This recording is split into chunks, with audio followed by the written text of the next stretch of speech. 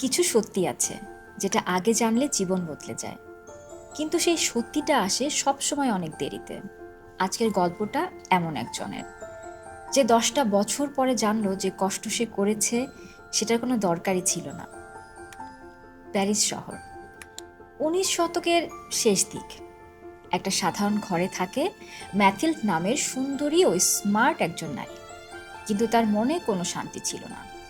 সে জন্মেছিল একটা মধ্যবিত্ত পরিবারে, বিয়েও হয়েছিল একজন সাধারণ সরকারি কেরানির সাথে।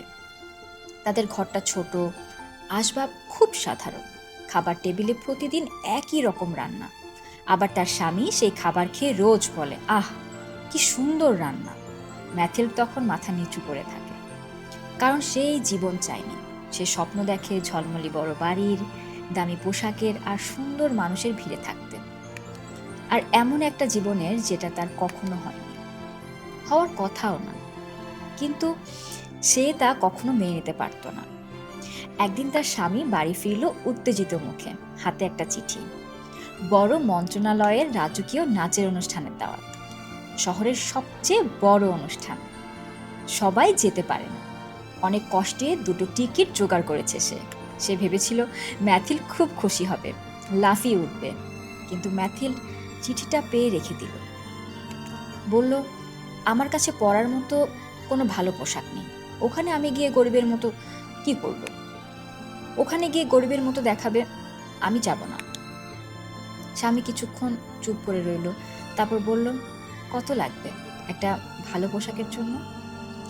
ম্যাথিল্ড একটু ভাবলো, তারপর বলল, 400 ফ্রাঙ্ক, মানে বাংলাদেশি টাকায় প্রায় 56,000 টাকা।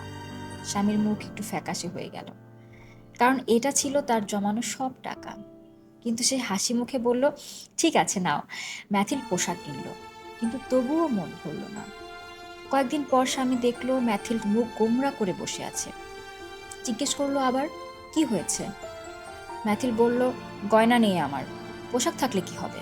একটা গয়না ছাড়া ওখানে গেলে সবার মধ্যে আমাকে কেমন দেখাবে? স্বামী বলল, তোমার বান্ধবী ম্যাডাম ফরেস্টিয়ারের কাছ থেকে ধার নাও। কথাটা শুনে ম্যাথিল্ডের ভালো লাগলো, আর পরদিন ম্যাথিল্ড গেল বান্ধবীর কাছে। ম্যাডাম ফরেস্টিয়ার ধনী, তার ছিল সুন্দর বাড়ি, দামি জিনিসপত্র। ম্যাথিল্ডের তার কাছে যেতে ইদানিং ইচ্ছে করে না, কারণ ফিরে আসার পর তার নিজের ঘর আরো বেশি খালি লাগে।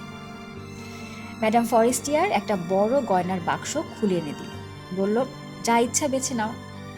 ম্যাথিল্ড একটার পর একটা দেখলো, হার, চুড়ি, দুল, কিন্তু কোনোটাই মনে ধরছিল না। তারপর হঠাৎ দেখলো একটা কালো বাক্সের ভেতর একটা হীরার হার, ঝলমলে অসাধারণ। তার হাত কাঁপছিল সেটা তুলতে গিয়ে। তারপর গলায় পরে নিজেকে আয়নায় দেখলো আর বলল, এটাই চাই। ম্যাথিল ফরেস্টিয়ার হেসে বলল, নাও, নিয়ে যাও। অনুষ্ঠানের রাত এলো। সেই রাতে ম্যাথিল ছিল সেই অনুষ্ঠানের সবচেয়ে সুন্দরী নারী। সবাই তার দিকে তাকাচ্ছে। মন্ত্রী নিজে এসে কথা বলছেন। সবাই তার সাথে নাচতে চাইছে। সারা রাত সে ভুলে গেল তার সাধারণ ঘরের কথা, সাধারণ স্বামীর কথা, সাধারণ জীবনের কথা। সে রাতে সে ঠিক তেমনটা হয়ে উঠল যেমনটা সে সবসময় থাকতে চেয়েছিল। অনুষ্ঠান শেষ হলো।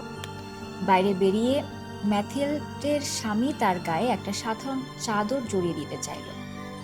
ম্যাথিল সরিয়ে দিল। অন্য নারীরা দামি কোট পরেছে, তাদের সামনে এই সাধারণ চাদর গায়ে দিতে চায় না সে। দ্রুত বেরিয়ে গেল। রাস্তায় গাড়ি নিয়ে অনেকক্ষণ দুজনে হাঁটলো। তারপর একটা পুরনো গাড়ি পেয়ে বাড়ি ফিরে এলো। ঘরে ঢুকে আয়নার সামনে দাঁড়ালো। রাতের সৌন্দর্য এখনো আছে। তারপর গলায় হাত দিল, কিন্তু হাতটা নেই।